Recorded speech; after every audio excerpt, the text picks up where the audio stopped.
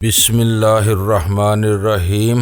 گمنام ہیرو کے معزز ناظرین، السلام علیکم۔ آئیے چلتے ہیں کہانی کی طرف۔ تم نے یہ سب بتا کر مجھے حیران کر دیا ہے، لیکن تمہاری یہ مہربانیاں بلا سبب تو ہرگز نہ رہی ہوں گی۔ آخر میری ذات میں تمہیں اتنی شدید دلچسپی کیوں پیدا ہو گئی ہے؟ جب سے تم نے کھلے سمندر میں شی والوں کی گن بوٹ فروخت کی ہے، اسی وقت سے تم ہماری نظروں میں آ گئے تھے۔ ہمارے چند سرکردہ لوگ تمہاری دلیری کارکردگی اور سخت جانی سے بہت متاثر ہیں۔ اس کے بعد سے تم پر قریب سے نظر رکھی جا رہی ہے۔ تمہاری پل پل کی خبریں ہمیں ملتی رہی ہیں۔ پاکستان سے بھی تمہارے بارے میں کافی معلومات حاصل کی گئی۔ مجھے امید ہے کہ اب تم ہمیں اپنے دشمنوں میں شمار نہیں کرو گے، لیکن میرے ہوٹل بنینی پہنچنے کے بارے میں تمہیں کیسے معلوم ہوا؟ میرے لیے اپنی حیرت پر قابو پانا دشوار ہو رہا تھا۔ یہ ذرا پیچیدہ کہانی ہے۔ وہ بولا، بنینی میلان میں ہمارا ایک مضبوط ٹھکانہ ہے۔ تم اس ہوٹل کے نوجوان مالک سے ضرور ملے ہوگے جو بارش ہے۔ اس سے جمی لائٹ کی بیٹی کے پرانے مراسم ہیں۔ وہ جب بھی میلان آتی ہے وہیں ٹھہرتی ہے۔ ہمیں اندازہ تھا کہ تم جلد یا بدیر میلان کا رخ ضرور کرو گے، کیونکہ وہی مارسل سے قریب ہے، اس لیے ہم ہوشیار تھے۔ تمہارے وہاں پہنچتے ہی ہمیں خبر مل گئی تھی۔ ہمیں معلوم تھا کہ شی والے تمہارے لہو کے پیاسے ہو رہے ہیں، اس لیے فوری طور پر تمہاری حفاظت شروع کرا دی گئی۔ بات پھر وہیں آ جاتی ہے کہ ان مہربانیوں کا اصل مقصد کیا ہے؟ ہمارے بڑے چاہتے ہیں کہ تم ہمارے لیے کام کرو۔ شی اب سینڈیکیٹ کی بجائے جمی لائٹ کی ذاتی جاگیر بن کر رہ گئی ہے، جس میں صرف خوشامدی ٹولے کو آگے بڑھنے کے مواقع ملتے ہیں۔ کھل کر بات کرو کہ مجھ سے کیا کام لینا چاہتے ہو۔ میں نے ٹھنڈی چائے کا کپ خالی کرتے ہوئے کہا۔ وہی جو تم اب تک کرتے آئے ہو، اس نے کہا۔ میں تو شی کی بے خونی کر رہا ہوں۔ ظاہر ہے تمہارے بڑے اپنی بربادی تو نہ چاہتے ہوں گے۔ وہ پہلی بار ہولے سے مسکرایا۔ میں بغاوت سے پہلے کی بات کر رہا تھا۔ ہم اپنا کاروبار بڑھانا چاہ رہے ہیں۔ ہیروئن، میں نے رازدارانہ لہجے میں سوال کیا اور اس نے اسبات میں سارا لا دیا۔ تم چاہو تو دنیا کے کسی بھی خطے میں فروخت کے انتظامات سنبھال سکتے ہو۔ پاکستان لوٹنے کی خواہش ہو تو وہاں کی سرحدی فیکٹریوں سے پیشگی ادائیگیوں کی بنیاد پر پوری پیداوار اور فصلوں کا سودا کر سکتے ہو۔ تم نے ابھی تک یہ نہیں بتایا کہ تمہارا گروپ کس نام سے پہچانا جاتا ہے۔ چھوٹے موٹے گروپ شی کے سائے سے بھی بچتے رہتے ہیں۔ مجھے امید ہے کہ تم پیشہ ورانہ اخلاقیات کا پاس کرتے ہوئے اپنی بات اپنی ذات تک محدود رکھو گے کہ تمہارے لیے یہ پیشکش مافیا کی طرف سے لایا ہوں۔ ہمارے علاوہ کسی میں یہ مجال یا طاقت نہیں کہ شی کے کسی دشمن کو مؤثر تحفظ کے ساتھ پناہ دے سکیں۔ اگر میں یہ پیشکش قبول نہ کر سکوں، میں نے قدرے سکون کے بعد تمہیں اس کا اختیار ہے، اس نے پرسکون لہجے میں کہا، لیکن میں اتنا ضرور بتانا چاہوں گا کہ اب مافیا کا سہارا ملے تم خود کو زیادہ دنوں تک شی والوں کے عطاب سے محفوظ نہ رکھ سکو گے۔ اپنے جانی اور مالی نقصان کے باوجود انہوں نے چاروں طرف سے تم پر ایسا دباؤ ڈالا ہوا ہے کہ تم میلان میں 24 گھنٹے گزارنے سے پہلے ہی ایئرپورٹ پر واپس آ بیٹھے۔ وہ حقائق بھی تھے اور ایک طرح سے انکار کی صورت میں برے انجام کی دھمکی بھی۔ اس کے ذو معنی بیان کو ہر طرح کے معنی پہنائے جا سکتے تھے۔ ایک امکان یہ بھی تھا کہ میں فوری انکار کی صورت میں مافیا والے میرے بارے میں اپنی رائے معلومات شی تک پہنچا دیتے۔ میرے لیے مافیا کی وہ پیشکش کسی آزاد سے زیادہ ایک کڑا امتحان بھی ثابت ہو سکتی تھی۔ تمہارا اندازہ درست ہے، میں نے کچھ دیر کے سکوت کے بعد کہا۔ میلان میں آتے ہی مجھے بدترین اعصابی دباؤ کا سامنا کرنا پڑا ہے، اور اب میں سنجیدگی سے پاکستان واپس جا کر کچھ عرصے کے لیے مکمل آرام کرنا چاہ رہا ہوں۔ فوری طور تمہاری پیشکش کا جواب دینا میرے لیے ناممکن ہے۔ مجھے سوچنے کے لیے مہلت درکار ہوگی۔ تمہارا یہ جواب میرے لیے غیر متوقع نہیں ہے، وہ پہلی بار مسکرایا۔ تم جتنا وقت چاہو لے سکتے ہو، لیکن یہ یاد رکھنا کہ اب شی میں تمہاری واپسی کا ہر راستہ بند ہو چکا ہے۔ اس باہم گفتگو کے بعد اگر تم نے شی سے مصالحت کی کوئی کوشش کی تو فوری طور پر ہماری ہٹ لسٹ میں سر فہرست آ جاؤ گے۔ تمہارے لیے دو ہی راستے رہ گئے ہیں کہ ہمارے لیے کام کرو یا بڑی آزمائش کا تصور کیے بغیر زندگی بھر شی کے عطاب سے اپنا دفاع کرتے رہو۔ میں جانتا ہوں، اس بار میں نے اس کی آنکھوں میں آنکھیں ڈال کر اعتماد سے کہا، موت کے جبڑوں میں ہاتھ ڈال کر زندگی کی نوید لانے والوں کو مارنا آسان نہیں ہوتا۔ تم مطمئن رہو کہ شی کی طرف میری واپسی ناممکن ہے۔ میرے بڑے تمہارا احترام کرتے ہیں، اس لیے لیے میں کچھ اور تو نہیں کہہ سکتا، لیکن یہ بتا دوں کہ جمی لائٹ نے تمہاری موت کو اپنی انا کا مسئلہ بنا لیا ہے۔ شی کے وسیع حلقوں میں یہ بات پھیل گئی ہے کہ ایک ایشیائی باغی نے جمی لائٹ کی زندگی کو عذاب بنا دیا ہے، اس لیے وہ تمہیں دوسروں کے لیے عبرت ناک انجام کا ایک شاہکار بنا دینا چاہتا ہے۔ اس نے پیشہ ور خونی درندوں کو تمہارے پیچھے لگایا ہوا ہے۔ رات کو ڈوم کے علاقے میں تم نے جو آدمی مارے وہ ڈاکٹر گوسیبی کے بھیجے ہوئے تھے۔ اگر ان کی جگہ جمی لائٹ کے خاص آدمی ہوتے تو ان سے نمٹنے میں تمہیں دانتوں پسینہ آ سکتا تھا۔ تم سے ذرا بھی غفلت ہوئی تو بڑے خسارے میں رہو گے۔ مشوروں کا شکریہ، میں نے بے پرواہی کا مظاہرہ کرتے ہوئے کہا۔ تم نے مجھے پیشہ ورانہ اخلاقیات کا حوالہ دیا ہے تو اسی حوالے سے میں بھی یاد دلا دوں کہ میری نئی منزل کی خبر باہر نہ نکلنی چاہیے۔ میں بھی جمی لائٹ پر اپنی بالادستی کا ہوا قائم رکھنا چاہتا ہوں، بے فکر رہو۔ اس نے گرم جوشی سے میرا ہاتھ دباتے ہوئے کہا، لیکن ایک بات تو بتاؤ کہ ویرا تمہیں میلان بھیج کر خود کہاں رہ گئی ہے؟ مائیکل بنینی بڑی بے چینی سے اس کا انتظار کر رہا ہے، وہ کسی بھی وقت پہنچ سکتی ہے۔ میں نے اسے گورتے ہوئے کہا، شاید اسے مائیکل کی وفاداری کا علم نہیں ہے۔ کیسے ہو سکتا ہے؟ وہ بولا، وہ بیچارہ تو خاندانی جائیداد کو ہوٹل میں تبدیل کر کے اپنے اخراجات پورے کر رہا ہے۔ ان دونوں کے مراسم کو ہم لوگ شی پر اپنی فتح اور بڑائی کی علامت تصور کرتے ہیں۔ یہ تمہاری اپنی سوچ ہے، ورنہ ویرا تو خود مردوں کو کھلونا سمجھنے کی عادی ہے۔ تم خود بتا رہے ہو کہ مائیکل اس کے انتظار میں دن کاٹ رہا ہے، جبکہ وہ کسی ضرورت کے بغیر مائیکل کا تصور بھی نہ کرتی ہوگی۔ اوہ، شاید تم برا مان گئے، چاہو تو مائیکل کی معرفت تمہارا کوئی بھی پیغام ویرا تک پہنچایا جا سکتا ہے۔ نہیں، اس کی کوئی ضرورت نہیں، البتہ اپنے رابطے کا ذریعہ ضرور بتا دو۔ میں تو ایک ادنا سا پیغام رساں ہوں، آج یہاں ہوں، کل نہ جانے کہاں چلا جاؤں۔ ذرا سی مہلت دو تو میں تمہیں کوئی نہ کوئی کانٹیکٹ دے سکتا ہوں جس پر تم بے وقت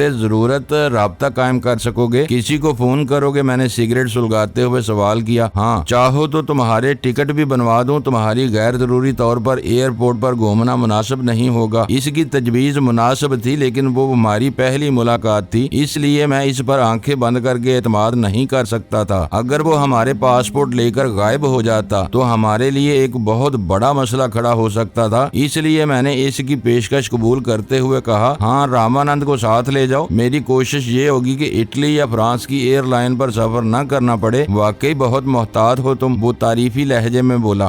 بڑی دور کی بات سوچی ہے، ان دونوں ایئر لائنز پر کوئی تمہیں پہچان بھی سکتا ہے۔ میں دیکھوں گا کہ آج کون کون سی ایئر لائنز یہاں سے مشرق کی طرف جاتی ہیں۔ میں وہیں بیٹھا رہا۔ بڑے ڈالروں کی ایک گڈی سلطان شاہ کی جیب میں موجود تھی، اس لیے وہ پاسپورٹ لے کر فرانکو لومبارڈی کے ساتھ ریستوران سے باہر چلا گیا۔ میرے لیے وہ صورتحال بہت عجیب اور ناقابل یقین تھی۔ میں فرانکو کے ساتھ واجبی انداز میں گفتگو کرتا رہا تھا، لیکن حقیقت یہ تھی کہ اس کے ہر انکشاف کے ساتھ مجھ پر حیرتوں کے پہاڑ ٹوٹ رہے تھے۔ اس نے میری مصروفیات کی جو رودات سنائی، اس کی وجہ سے اس کی باتوں پر یقین نہ کرنے کی کوئی وجہ موجود نہیں تھی۔ میں شروع سے آخر تک بے حد محتاط رہا تھا، خاص طور پر تعاقب یا اپنے قرب و جوار میں کسی مشتبہ آدمی کی موجودگی پر میں نے مسلسل نگاہ رکھنے کی کوشش کی تھی، لیکن فرانکو کا سراغ لگانے میں بری طرح ناکام رہا تھا، جو بڑی مہارت کے ساتھ سائے کی طرح میرے پیچھے لگا رہا تھا۔ یہ حقیقت تھی کہ گیمبلز کے حال میں اگر ہوائی فائر نہ کیا گیا ہوتا تو بڑے پیمانے پر شروع ہونے والی ہڑبونگ کے بغیر میرا وہاں سے بچ نکلنا ناممکن ہو کر رہ جاتا۔ میں نے سوچا تھا کہ شاید کلب کے کسی مسلح محافظ نے بکھلاہٹ میں وہ احمقانہ حرکت کر کے میرا کام آسان کیا تھا، جبکہ وہ ترکیب فرانکو کی تھی۔ افراتفری پیدا کرنے کے بعد وہ خود وہاں سے نکلنے میں کامیاب رہا تھا۔ ان سب ضمنی باتوں سے اہم نقطہ یہ تھا کہ میں نے پاکستان میں اپنے نجی معاملات کی بنا پر شی سے بغاوت کا علم بلند کیا تھا، مگر پھر رفتہ رفتہ میرا نام مافیا جیسی رسوائے زمانہ تنظیم کے ذمہ داروں کی نگاہوں میں آ گیا۔ حقیقت یہ تھی کہ شی کا نام پاکستان میں نے کبھی سنا بھی نہیں تھا۔ وہاں سے باہر نکلنے کے بعد پہلی بار مجھے پتا چلا کہ میں جس تنظیم کے لیے کام کرتا رہا تھا وہ شی کے نام سے پہچانی جاتی تھی، جبکہ مافیا برسہ برس سے دنیا میں اخلاقی اور سیاسی جرائم کی سب سے بڑی پشت پناہ سمجھی جاتی تھی۔ ایک ایسی بدنام اور شفاق تحریک کی طرف سے میری تعریف و توصیف اس مرحلے پر مجھے اپنے لیے ایک گالی محسوس ہو رہی تھی۔ میں جرائم ترک کر کے صاف ستھری گھریلو زندگی کے خواب دیکھ رہا تھا، لیکن مافیا والے مجھے بتا رہے تھے کہ مجھ میں ایک شہرہ آفاق مجرم بننے کی زبردست صلاحیت موجود تھی۔ ان دونوں کی واپسی اس وقت ہوئی جب میں انتظار سے اکتا کر فرانکو کے خلاف سوچنے پر مجبور ہو گیا تھا۔ معاملہ گڑبڑ ہو گیا، فرانکو نے بیٹھتے ہوئے کہا۔ پہلی بات تو یہ کہ یہاں سے براہ راست پاکستان کے لیے کوئی پرواز نہیں ہے، وہ روٹ روم سے مل سکتا ہے۔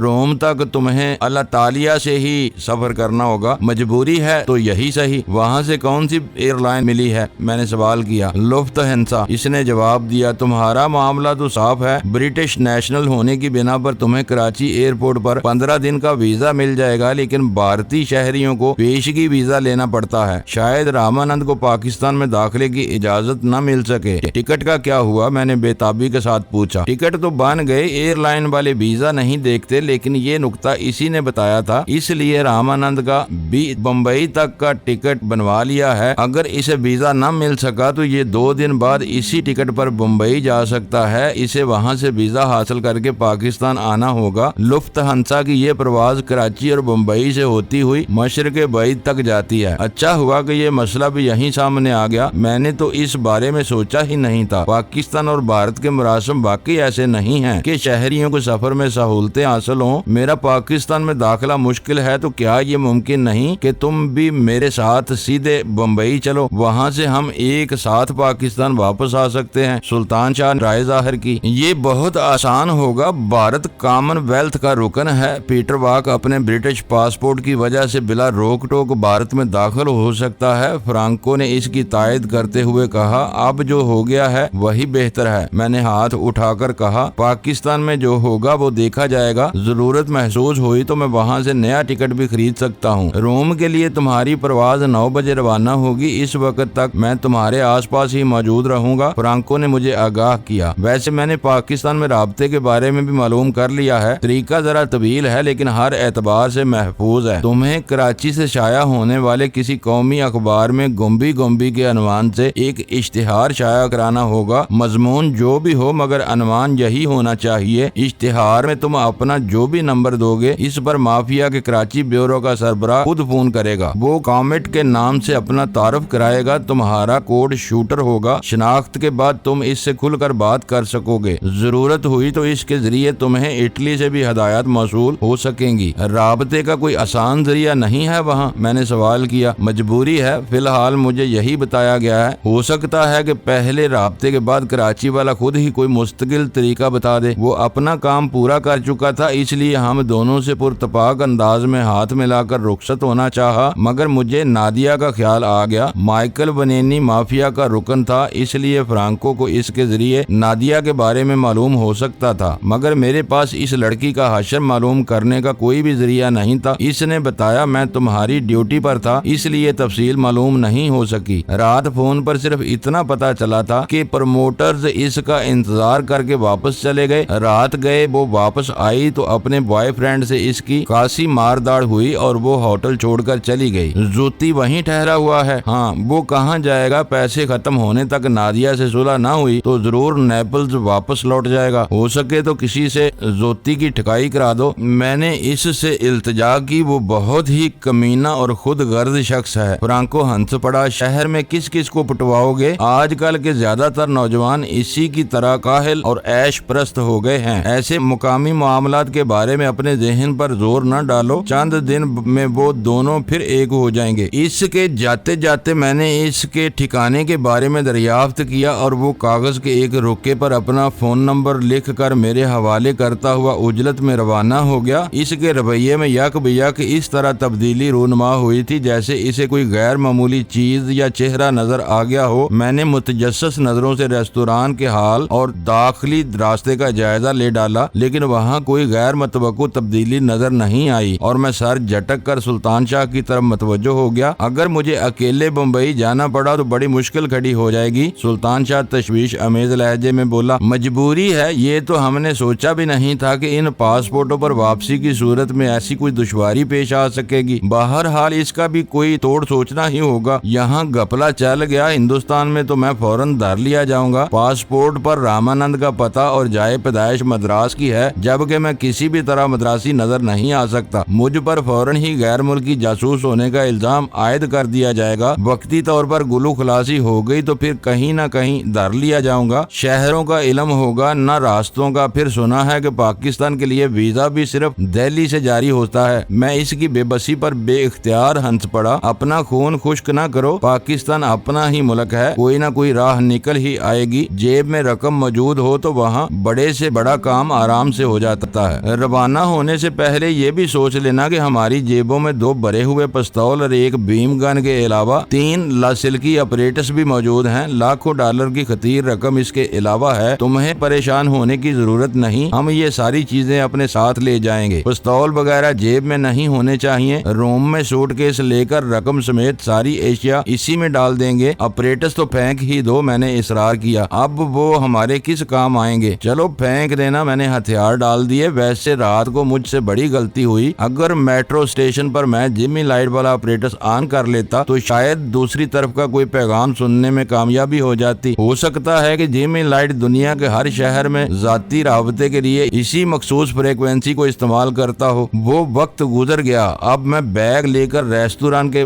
बाथरूम में जा रहा हूँ। तीनों ऑपरेटर्स वहीं डस्टबिन में या पानी की टैंकी में डाल दूंगा, इसने उठते हुए कहा। और जेब वाला पिस्तौल थैले में डाल लेना, मैंने इसे याद दिलाया और वो थैला उठाकर बाथरूम की तरफ चल दिया। मिलान से रोम तक का सफर हर एतबार से पुरसुकून और आरामदेह रहा। तैयारे से उतरकर हम बस के जरिए टर्मिनल की इमारत में आए और जहाज से सामान उतारे जाने के बाद अपना बैग लेकर बैनुल-अक़वामी प्रवाजों वाले हिस्से की तरफ चल दिए। रास्ते में एक दुकान से मैंने ऐसा मुख्तसर सा चर्मी सूटकेस खरीद लिया जिसमें रकम वाला बैग जूं का तूं समा गया। फिर इस बैग को छुपाने और सहारा देने के लिए हमने कुछ मलबूसात भी खरीदे और एक गोशे में बैठकर सारा सामान मजबूत सूटकेस में मुकफ्फल कर दिया। लुफ्तहांसा की परवाज फ्रैंकफर्ट से आने वाली थी, जो 45 मिनट तक रोम के हवाई अड्डे पर ठहरने के बाद बराह रास्त कराची के लिए रवाना हो जाती। हमने एयरलाइन के काउंटर पर चेक इन करते हुए सूटकेस सुल्तान शाह के टिकट पर अमले के हवाले कर दिया और फिर बोर्डिंग कार्ड लेकर इमिग्रेशन वगैरह के मराहल की तैयारी करने लगे। हमारे पास वक्त काफी था, इसलिए थोड़ी देर तक हम अपने गर्दोपेश में मुसाफिरों की भाग दौड़ और बांध बांध के मसाइल से लुत्फ अंदोज होते रहे। फिर इलेक्ट्रॉनिक स्कैनिंग के मराहल से गुजर कर बैनुल-अक़वामी प्रवाजों के मुसाफिरों वाली इंतजारगाह में पहुंच गए, जहां मुसाफिरों की खासी तादाद मौजूद थी। रोम में हमारा वो क़याम सिर्फ एयरपोर्ट की हदूद तक महदूद रहा था, लेकिन मैंने ये महसूस किया था कि रोम इटली का दारुल खुलाफा होने के बावजूद सनती और तजारती मरकज मिलान से बहुत मुख्तलिफ था। यकसा जुबान होने के बावजूद दोनों शहरों के लबो लहजे में तो फर्क था ही, लेकिन बाशिंदों के खदोखाल में भी नुमायां फर्क था। मिलान वालों में यूरोप का रंग वाज़ेह तौर पर झलकता था, जबकि रोमनों के खदोखाल में मशरकियत की झलक मिलती थी। गौर किया जाता तो इटली के इन 2 हिस्सों में और भी बहुत से तजादात दरियाफ्त किए जा सकते थे, लेकिन मैं ना मुहक्कक था और ना इटली के हिस्से बुखरे करने पर ममूर किया गया था। इसलिए इन सब बातों को भूलकर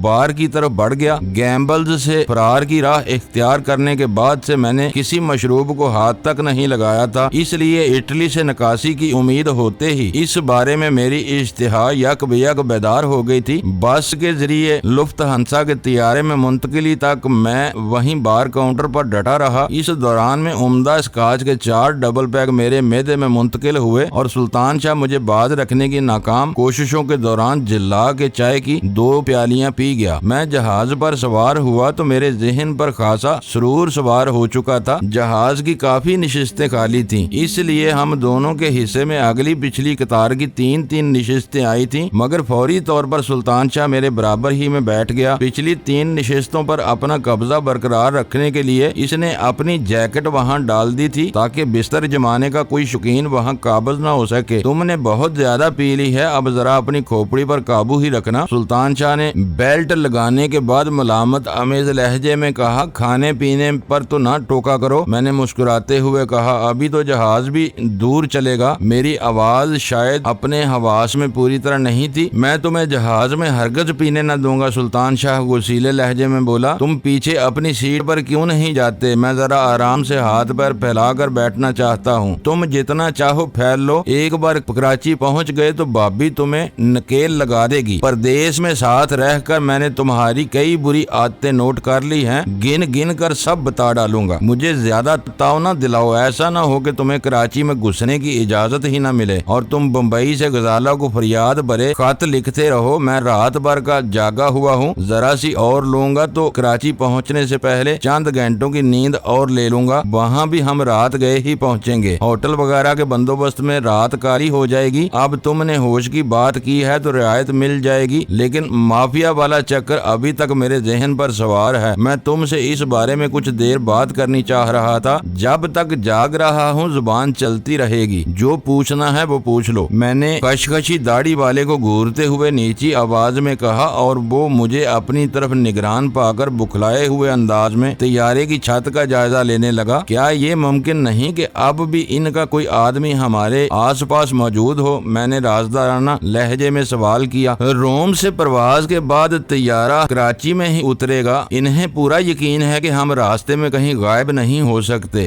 इसलिए निगरानी का खौफ बेसूद है। अलबत्ता कराची में हमारी निगरानी का बंदोबस्त कर लिया जाएगा। मुझे डर है कि हम आसमान से गिरकर खजूर में अटकने वाले हैं। शायद ऐसा ना हो, इसका सारा इन्हिसार हमारी ख्वाहिश पर होगा। अगर हम खजूर में ना अटकना चाहें तो दुनिया की कोई ताकत हमें इस अमर पर मजबूर नहीं कर सकेगी, मैंने मजबूत लहजे में कहा। इसी वक्त तैयारे में रवानगी का ऐलान हुआ और चंद सानियों के लिए पैदा होने वाली हल्की सी हलचल के बाद तैयारे में सुकूत छा गया। तैयारे की तेज उठान का अमल खत्म होने पर तंबाकू नोशी की ममानत की रोशन हदायत मादूम हुई तो मैंने सिगरेट सुलगा लिया और सुल्तान शाह उठकर पीछे निशिस्त पर चला गया। मैंने दोनों दरमियानी निशिस्तों के हत्थे ऊपर किए और आराम से फैल कर लेट गया ताकि बेल्ट बांधे रखने की हदायत खत्म होने पर 3 निशिस्तों वाले इस बिस्तर पर दराज हो सकूं। मैं पिछली रात का जागा हुआ था, इसलिए जब लेटने का मौका मिला तो जहन पर पड़े हुए खुमार के बायस फौरन ही गनूदगी की लहर तारी हो गई। मैं न जाने कितनी देर सोता रहा। एयर होस्टेस की नरम और दिलकश आवाज ने मुझे बेदार कर दिया। मेरे उठते ही इसने मेज खोलकर खाने की ट्रे रख दी। इस वक्त मुझे अंदाजा हुआ कि बोर्डिंग कार्ड लेते हुए मुस्लिम फूड का मुतालबा करके मैंने गलती की थी। मेरे इस्तफसार पर एयर होस्टेस ने मेरे अंदेशे की तायद कर दी। खाने में खंजीर मौजूद था। इत्तफाक ही था कि इस वक्त ट्राली में मछली और सब्जियों पर मुश्तमिल खाना भी मौजूद था, जो मेरी फरमाइश पर पिछली ट्रे से बदल दिया गया। सुल्तान शाह को भी मछली वाली ट्रे दी गई, लेकिन खशखशी दाढ़ी वाला जो मेरे पीने पिलाने के जिक्र पर नाक बूं चढ़ा रहा था, वो बड़ी रगबत के साथ मुचर्रब गोश्त के सुर्ख पार्चों पर नमक और काली मिर्चें छिड़क रहा था। इसे देखकर मुझे दुख हुआ और दिल में बड़ी शिद्दत के साथ ये ख्वाहिश पैदा हुई कि काश वो मुसलमान न हो, लेकिन मैं पूरे सफर के दौरान इससे कोई सवाल करने की हिम्मत न कर सका। मुझे डर था कि कहीं वो मेरे सवाल के जवाब में अपने मुसलमान होने का इकरार कर लेता तो मेरा वो पिंदार टूट जाता जो मार्शल्स के गाइड लोस्ता ने मेरे दिल में पैदा कर दिया था। सफर तवील लेकिन खासा खुशगवार था। जो जो मंजिल करीब आती जा रही थी, मेरे दिल में गजाला के बारे में दिल फरेब तस्वुरात तरतीब पाते जा रहे थे। हम दोनों एक दूसरे को देखे मुद्दत गुजर चुकी थी। मुझे यकीन था कि पेशगी इतला के बगैर वो मुझे अचानक अपने सामने पाकर हैरत और खुशी से दीवानी हो जाएगी। मुझे इसके घर का इल्म होता तो मैं एयरपोर्ट से सीधा इसी के घर पहुंचता, लेकिन मुश्किल ये थी कि जहांगीर भी फोन पर गुफ्तगू के दौरान इसका पता नहीं बता सका था, जबकि मेरा घर शी के मुकामी बड़ों की हदायत पर नजरे आतिश कर दिया गया था। फैक्ट्री में भी आग लगवा दी गई थी। दोस्तों में ले देकर बस जहांगीर ही बचा था, जिसके घर पर मैं पूरी बेतकल्फी के साथ क्याम कर सकता था। लेकिन अव्वल तो सुल्तान शाह के साथ वहां जाना मुनासिब नहीं था, फिर इसकी बीवी सलमा के तेवरों से मैं हमेशा ही खौफजदा रहता था। वो मेरे एक अजीज दोस्त की बीवी थी और मुझसे हमेशा खुसूसी अपनायत के साथ मिलती थी, जो जहांगीर की मौजूदगी में एहतराम अमेज होती थी, लेकिन इसकी अदम मौजूदगी में बेतकल्लफी में बदल जाती थी। इस बारे में मैं हमेशा मोहतात रहता था, क्योंकि किसी औरत की वजह से अपने इस इकलौते दोस्त से महरूम होना मुझे किसी कीमत पर भी गवारा नहीं था। मैंने सोच लिया था कि अगर मैं एयरपोर्ट से सुल्तान शाह को शहर में निकाल ले जाने में कामयाब हो गया तो शहर के किसी अच्छे होटल में क्याम करूंगा और सुल्तान शाह को वहीं छोड़कर जहांगीर के साथ गजाला को तलाश करने की कोशिश करूंगा। जहाज मशरक की तरफ महवे परवाज था, इसलिए वक्त बहुत तेजी के साथ गुजर रहा था। मिलान के मुकाबले में कराची का वक्त 4 घंटे आगे रहता है, इसलिए दौरान प्रवास खानों का दरमियानी वक्फा कम करके जहाज का अमला वक्त के इस फर्क को पूरा करने की कोशिश कर रहा था। दोपहर का खाना मिलान के वक्त के मुताबिक 1 बजे दिया गया था, फिर भी 6 बजे रात का खाना کھانا شروع ہو گیا۔ جب خالی برتن سمیٹنے میں عجلت کا مظاہرہ کیا جانے لگا تو مجھے اندازہ ہو گیا کہ جہاز پاکستان کی فضائی حدود میں داخل ہونے والا ہے۔ آخر کار لینڈنگ کی تیاریاں ہونے لگیں اور بے اختیار میرا دل بھاری ہونے لگا۔ ایک طویل مدت تک غریب الوطن رہنے کے بعد میں ایک بار پھر وطن کی سرزمین پر اترنے والا تھا۔ وطن میں رہتے ہوئے مجھے کبھی اپنی مٹی کی اہمیت کا احساس نہیں ہوا تھا، بلکہ میں منشیات فروشوں کے مذموم کاروبار کے ذریعے اپنے وطن کی رگوں میں ہلاکت کا زہر پھیلاتا رہا تھا۔ اس دن مجھے احساس ہوا کہ پوری دنیا میں بس وہی سرزمین تھی جو مہربان آغوش مادر کی طرح ہر وقت اور ہر حالت میں مجھے پناہ دے سکتی تھی، اور اسی سے میری شناخت تھی، ورنہ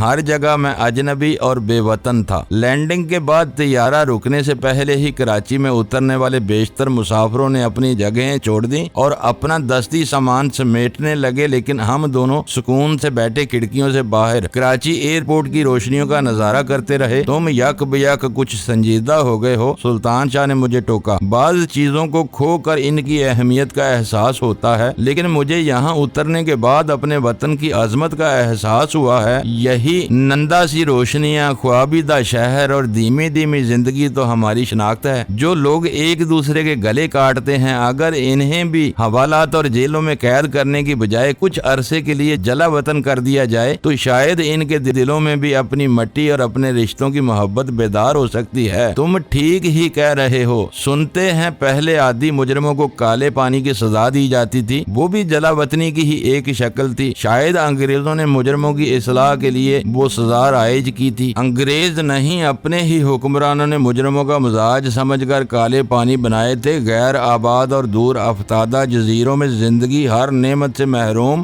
بیڑیوں میں قید رہ کر ہی آزادی اور اس کی صحیح نعمتوں کا صحیح اندازہ ہو سکتا ہے۔ ہماری حب الوطنی کی وہ لہر وہیں دم توڑ گئی، کیونکہ جہاز کے دروازے کھول دیے گئے تھے اور شاید سیڑھیاں لگائی جا رہی تھیں۔ معزز ناظرین، لائک کریں، شیئر کریں اور کمنٹس باکس میں پاک آرمی زندہ باد، پاکستان پائندہ باد کا نعرہ ضرور درج کر کے اپنے ملک پر فخر کریں اور پاکستان کی بنیادیں مضبوط کرنے میں اپنا کردار ادا کریں۔ ویڈیو دیکھنے کا شکریہ۔ معزز ناظرین، اپنا خیال رکھیے گا اور ہمارے چینل کا بھی۔ ISI پاک آرمی زندہ باد، پاکستان پائندہ باد۔